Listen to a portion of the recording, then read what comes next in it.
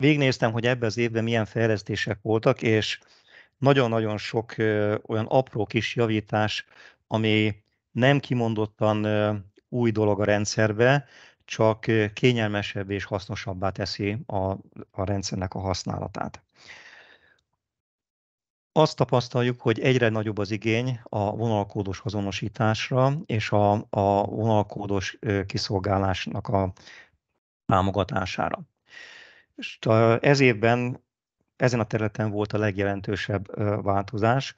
Kiderült, hogy olyan problémák vannak, hogy vannak olyan vonalkódok, amelyek nulla számmal kezdődnek. Azt nem mindegyik kódolvasó tudja kezelni, nem mindegyik tudja beolvasni, azok elhagyják a bevezető nullákat a kódoktól, és ezzel elég sokat küzdöttünk, hogy ha nem 13 jegyű kód jön be, hanem annál rövidebb, akkor ki tudjuk pótolni, de úgy gondolom, hogy ezt már elég jól le tudtuk kezelni az értékesítési modulban.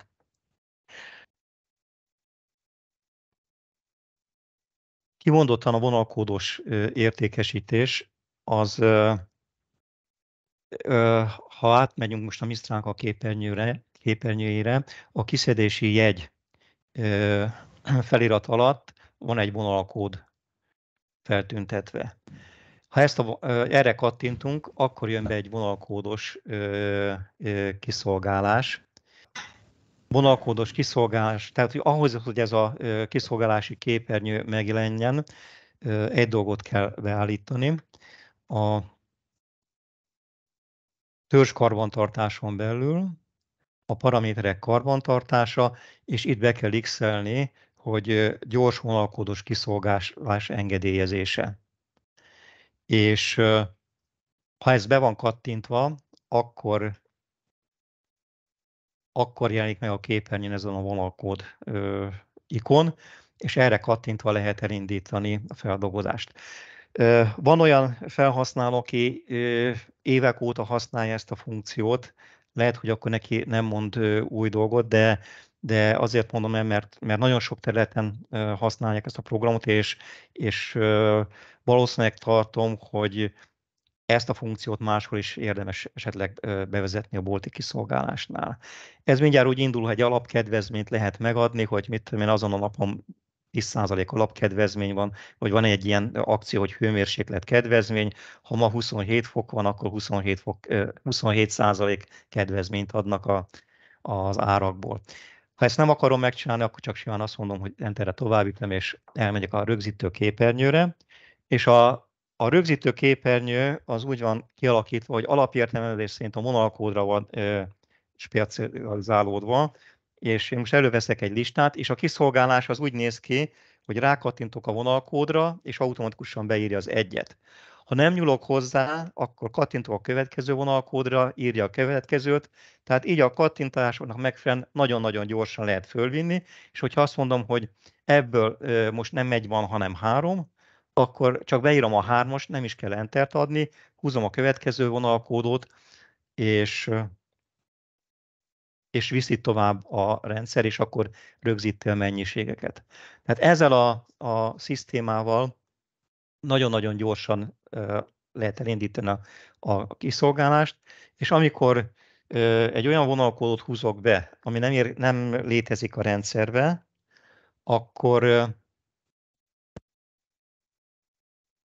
egy ilyen képernyő jelenik meg, hogy még véletlenül sem menjek tovább, és véletlenül se rögzítsek le, vagy tehát csak kattintom, és nem veszem észre, hogy hiba van a rendszerbe. Tehát ilyenkor ez jelenik meg, és csak a szóköz lenyomására tér vissza az alapképernyőre.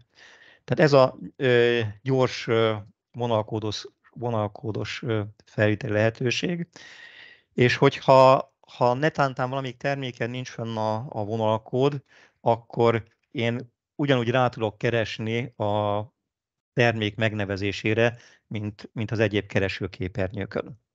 És akkor ott kiválasztom mit tudom én, ezt a ablaktisztítót, és abból mondjuk 2 darabot, és elmentem. Tehát itt, tehát ezzel sokkal gyorsabban és hatékonyabban lehet egy bolti kiszolgálást megvalósítani. És amikor kész van, akkor azt mondjuk, hogy blokkot készítek, és akkor ki tudom választani, hogy készpénzes, bankkártyás vagy utalásos. Azt mondom, hogy készpénz, beírom a készpénzbe egy 20 000, és a visszajáró pénzt 200 000, és visszajáró pénz ennyi. Oké. Ez a funkció, ami szerintem nagy mértékben meggyorsítja a munkát, és elkészült egy olyan dolog, egy olyan modul, ami meggyorsítja az adatbázisunknak a karbantartását. Akkor, amikor a keresésbe vagyunk benne, és azt mondom, hogy akármilyen, tehát ez a keresési képernyő van fönn, ha valamelyik terméknek nincs cikkszáma vagy vonalkódja, tehát hiányzik ennek a terméknek a vonalkódja. Elkészült egy új fejlesztés, hogy a sorra rákattintunk jobb gombbal, akkor följön egy menürendszer. És itt van egy olyan funkció, hogy vonalkód megadása. És akkor a vonalkód olvasóval lehúzom az előző vonalkódot, és akkor már bent van a vonalkód a terméknél. Tehát ez a bevételezéskor is, akár kiadáskor is, hogyha hiányoznak a vonalkódok a rendszerből, így nagyon gyorsan lehet pótolni, és így lehet leggyorsabban rögzíteni a rendszerbe a vonalkódokat. Vonalkódokkal kapcsolatos még az, hogy nagyon sokan azért nem használnak vonalkódos rendszert, mert nem rendelkeznek vonalkód nyomtatóval, és azt mondja, hogy hát akkor nem tudja a termékeket megfelelő módon azonosítani. És van egy olyan lehetőség a lekérdezések árváltozás menüpontban, ahol az árváltozás időpontot én le tudom kérni, és hát most azt mondom, hogy lekérem az összes, tehát korlátozás nélkül, és kijelölöm azokat a tételeket, amelyek nekem szükségesek hát tudom én, ami múlt héten változott az ára, és ezeknek a tételeknek ki tudom nyomtatni a címkéjét, egy vonalkódos címkét tudok nyomtatni. Vonalkódos címke egy A4-es lapra kerül kinyomtatásra, úgyhogy van 3 oszlop és 8 sor, és ezt tölti ki teljes egészében. Ezt ki lehet tenni a polcra, ha van nekünk vonalkódolvasónk, akkor akár a polcról is le tudjuk olvasni ezt a terméket. Tehát így lehet megoldani azt, hogy nem csak speciális vonalkód nyomtatóval, hanem sima A4-es tintasugaras vagy lézernyomtatóval is lehet polc címkét nyomtatni, amelyeken szerepelnek a vonalkódok. Az elmúlt időszakban készítettünk egy olyan fejlesztést, hogy vonalkód olvasóval, vagy adatgyűjtővel fel tudjuk gyorsítani a bevételezést, kiadást és a leltári funkciót. Van egy ilyen egyszerű kis eszköz, ez ilyen 80-100 000 forintos nagyságrendű eszköz. Ehhez van egy dokkoló egység, és ezzel a kis eszközzel vonalkódokat lehet beolvasni, és mellé lehet rögzíteni a mennyiséget. És ezzel, amikor végeztünk, vetesszük a bölcsőbe, és a számítógépen keresztül letöltjük a lerögzített adatokat, és ez alapján el tudjuk készíteni a kiszedési jegyet, vagy a bevételezést, vagy a leltárra is föl tudjuk ezt a funkciót, ezeket az adatokat tölteni. Ez egy egyszerű megoldás, egy kicsit bonyolult, mert mindig be kell tenni a dokkoló egységbe, és ott azon keresztül kell letölteni. Most van egy másik eszköz, ami sokkal összetettebb funkcióval rendelkezik. Ez már egy Wi-Fi-s vonalkódolvasó, vagy Wi-Fi-s adatgyűjtő eszköz, amivel le lehet olvasni QR kódokat, vonalkódokat, és mellé lehet rögzíteni mennyiségeket. Ez az eszköz annyiban különbözik az előzőtől, hogy Wi-Fi-n keresztül kapcsolódik, ez egy androidos eszköz, Wi-Fi-n keresztül kapcsolódik a számítógépes hálózathoz, és erre egy olyan szoftvert fogunk elkészíteni, amivel meg tudunk nyitni a központi egységen egy bizonylatot, mondjuk egy kiszedési jegyet, vagy bevételezési jegyet, és direktbe ezzel az eszközzel tudjuk fölvinni a tételeket. És amikor végeztük, akkor lezárjuk, és akkor onnantól kezdve fönt van már, és nem kell külön-külön feltöltögetni a tételeket, és amikor elkészült ez a bizonylat, akkor egy gombnyomással elkészül mondjuk a kiszedési jegyből a szájtólevél vagy számla, vagy elkészítjük ténylegesen a bevételezést.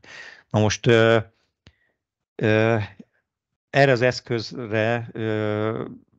eszközzel még nem foglalkoztunk olyan részletesen, tehát azt tervezzük, hogy körülbelül év végére fog elkészülni erre a szoftver.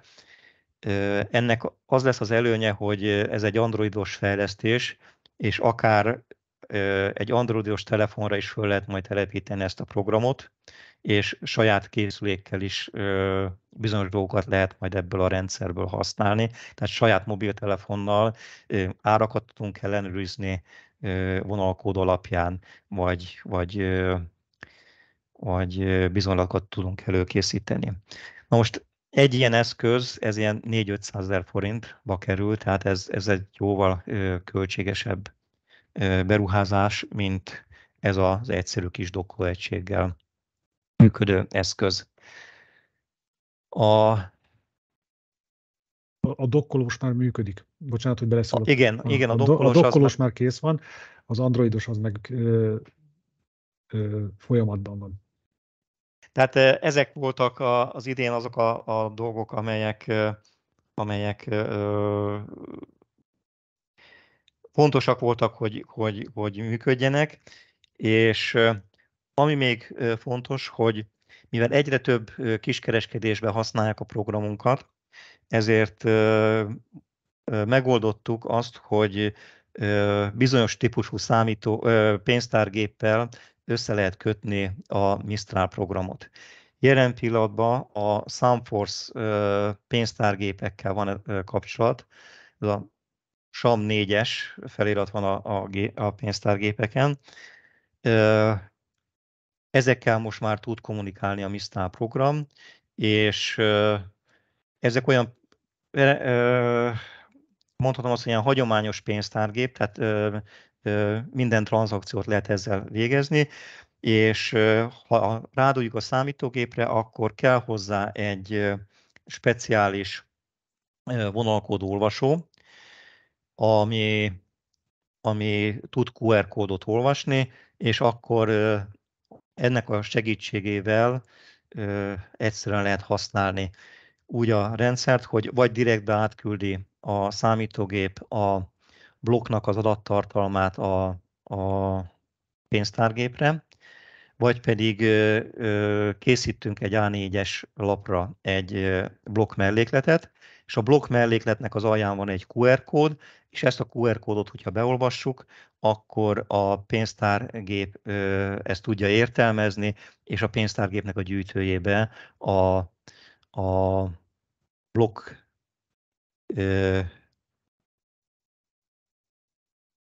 blokknak a végösszege fog átkerülni megfelelő gyűjtőbe, megfelelő áfalapos gyűjtőbe. Nem tudom, hogy minek köszönhető az, hogy én a levélben, amit a webinárunkra kértem, kiküldtem meghívót, abba küldtem egy linket, amin keresztül kérdéseket lehet feltenni, hogy kinek mi okoz problémát, és hogy ezekre a problémákra esetleg most tudnánk válaszolni. Viszont egyetlen egy kérdés sem jött. Nem tudom, hogy mi az oka, hogy maga a felület nem működött, vagy ténylegesen nem küldtetek be kérdést.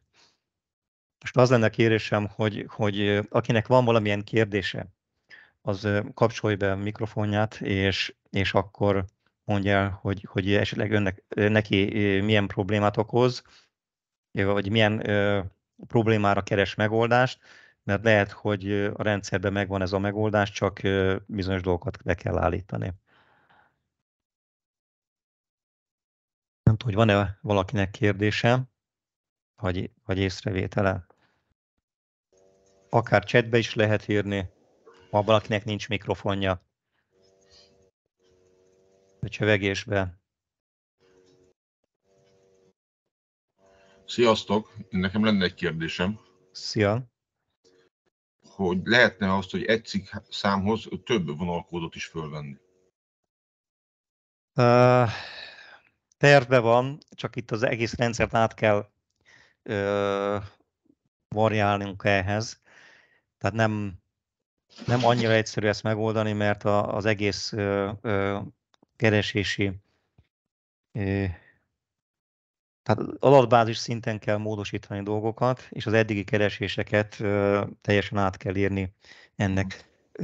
Szeretnénk megoldani, de ehhez még egy kis türelmet szeretnénk kérni. Illetve egy másik olyan kérdésem lenne, hogy meg lehetne azt csinálni, hogy ár alapján keresni. Mert van, mikor olyan termék, nem tudjuk, hogy vittük föl, de az árát tudjuk. Erre van megoldás. Van megoldás, jó, oké.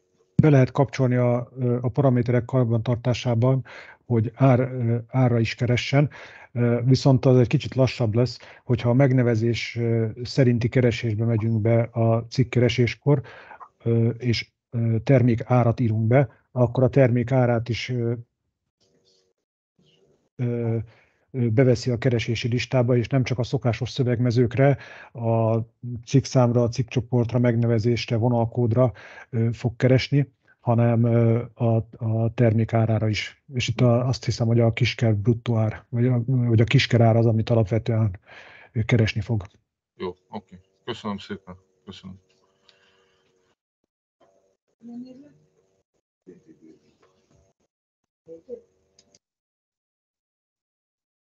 Jó. Más valakinek egyéb kérdése?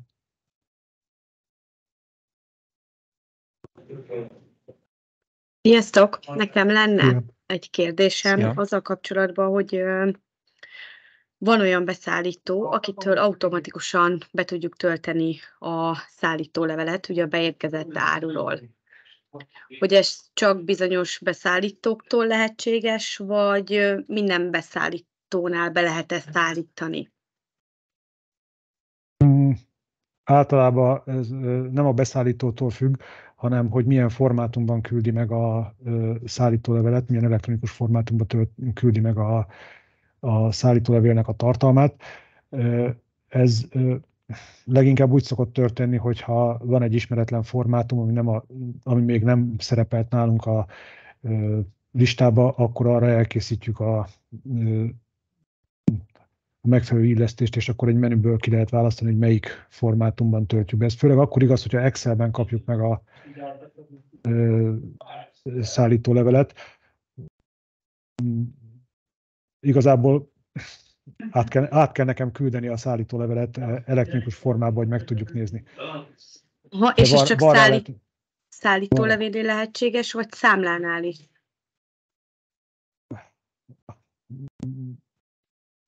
Hát, ugye a beszállítótól függ, hogy mit kapunk meg. Aki szállítólevéllel hozza az árut, ott a szállítólevelet kell betölteni, aki számlával küldi, ott a számlát kell betölteni.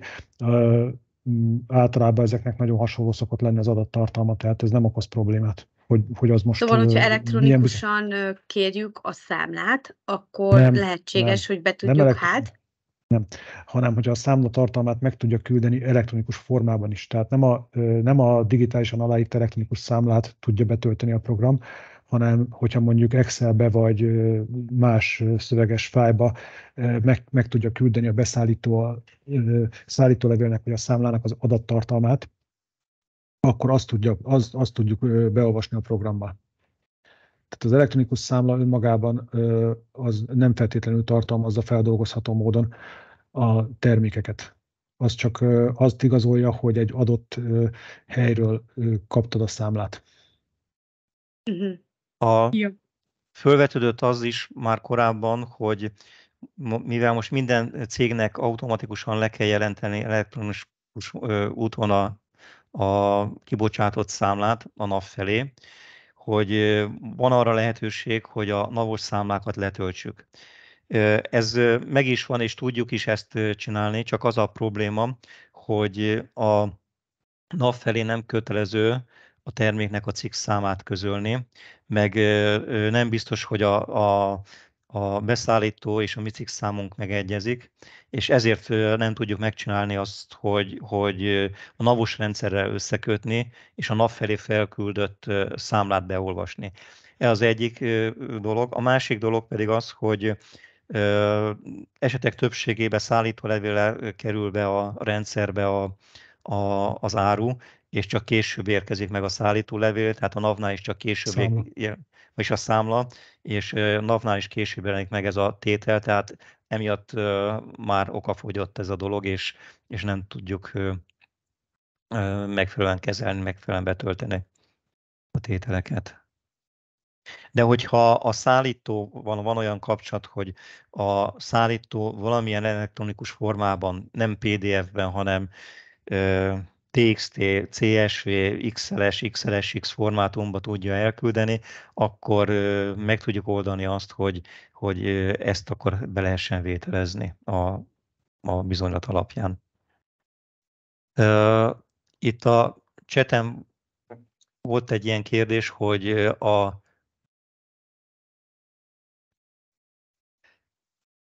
a SAM4-es pénztárgéppel is működik a kommunikáció, hogy a SAM4-jel, a SAM4-essel működik. Igaz, Csaba? SAM4-essel működik. Tehát azzal működik. Annak frissítették a szoftverét. Igen.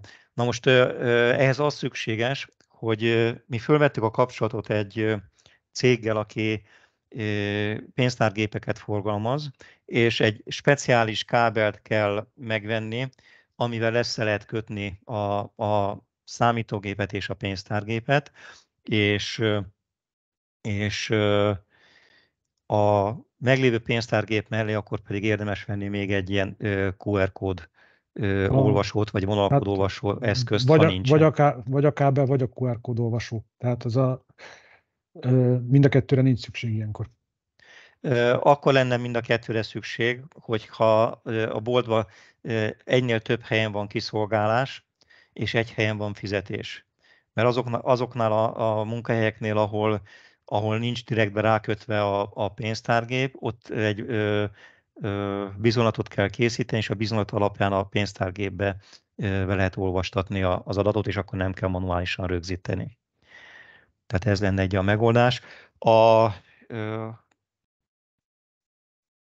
A webinárium végén én küldök ki egy e-mailt, ami tartalmazni fogja ennek a webnek, vagy ennek a felvételét, ennek az előadásnak a felvételét, és átküldöm azt a linket, amin keresztül meg lehet nézni azt, hogy milyen eszközt és mennyire lehet venni, és akkor igazából mi nem kellünk már az összekötéshez, csak a gépet rá kell dugni a pénztárgépre, és néhány paramétert kell beállítani, amivel viszont tudunk segíteni. Jó, itt van a következő, hogy jó lenne a Mistralhoz és a Nemeréz is egy tutorial videó az általunk elgondolt működés és felhasználási metódusról. Sokszor magunktól térképezzük fel a funkciókat, új kollégák betanításához is jó lenne. Igen, támogatom ezt a gondolatot, megpróbálunk minél több videót készíteni, rövid, hatékony kis videókat különböző funkciókról. Adatgyűjtővel kapcsolatos információkat is elküldjük e-mailben, hogy milyen típusú adatgyűjtőt használunk, és ennek a beüzemelése is olyan, hogy ténylegesen nem igényel nagy számítástechnikai ismeretet az eszköz beüzemelése. Tehát ha valaki egy ilyet vesz, akkor annak a beüzemelésébe is tudunk segíteni távsegítségen keresztül. Nekem még lehetne egy kérdésem? Parancsolj! Ez a másik készülék, ez a PDA, ugye, hogyha kész lesz hozzá a szoftver, ez alkalmas lesz arra is, hogy mondjuk egy sor elé tárhelykódot teszünk, és arra a tárhelykódra húzzuk fel a tételeket, hogy tudjuk kezelni, hogy hol vannak azok a tételek? Terve van. Terve van. Jelen pillanatban az van, hogy a program tárhelynyilvántartást tud kezelni. És a működés az úgy néz ki, hogy amikor bevételezzük, akkor bekerül egy zsilipbe, és akkor onnantól át lehet pakolni bizonyos tárhelyekre. Na most ezzel az eszközzel már kényelmesen megoldható az, hogy a zsilipbe lévő termékeknek az elrakásánál hatékonyan lehet majd kezelni. Úgyhogy ezt így szeretnénk megoldani, hogy erre is lehessen használni a terméket. És ez akkor a következő év elejétől várható, vagy az még egy kicsit később? Hát nem tudjuk megmondani. Még nem tudom megmondani, mert szerintem ez is nagy falat lesz.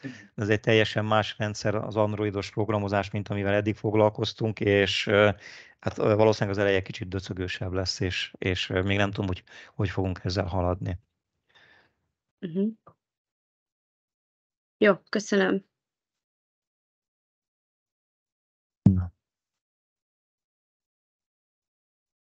Azt mondja, a következő kérdés.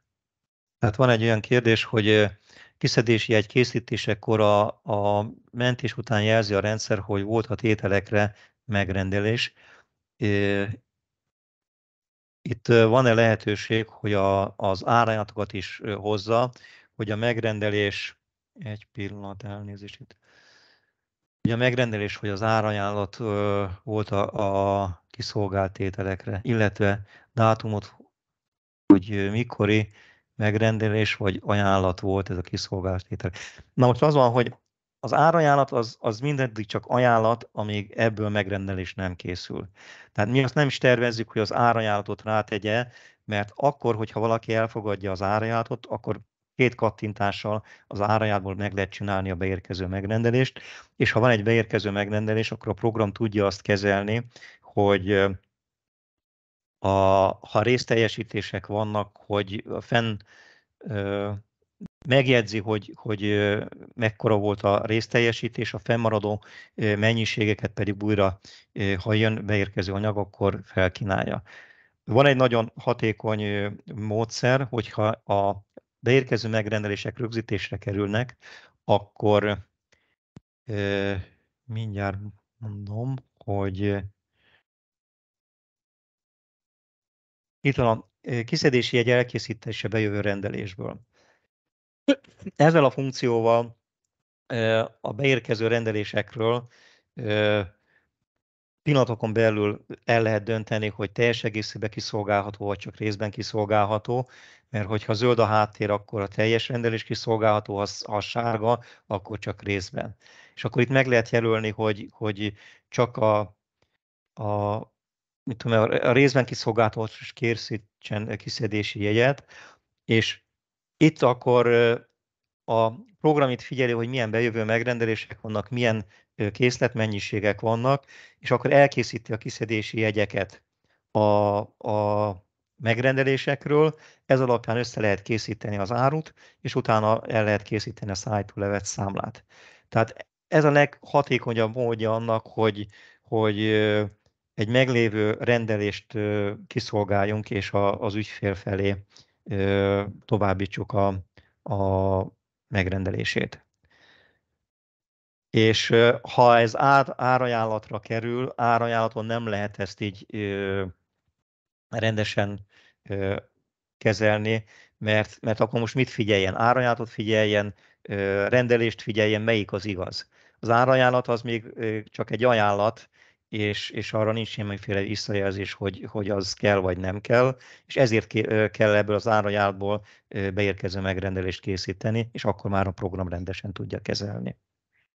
Itt a beérkező megrendeléseknél meg ott vannak a dátumok, tehát itt látszik, hogy ezek régi dátumok vannak. Tehát ott vannak a dátumok, és ez alapján lehet látni azt, hogy mikori megrendelés, és amikor a megrendelést lerögzítjük, akkor a szállítási határidőt is megadjuk, és a szállítási határidő alapján is lehet a megrendeléseket kérni, és akkor, amit korábban ígértünk, akkor először azokat gyűjtjük le, és azokat szolgáljuk ki.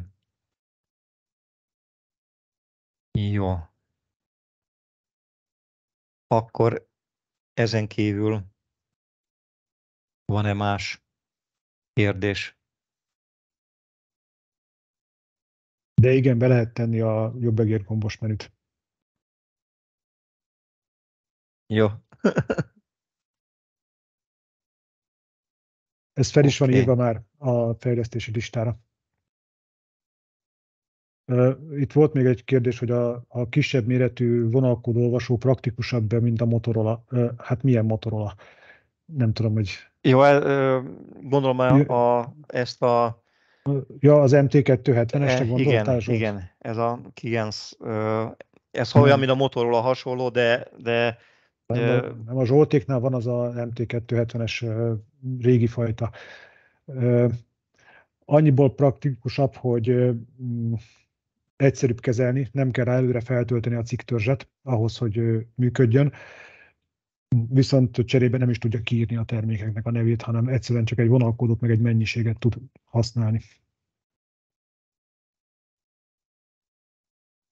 Jó.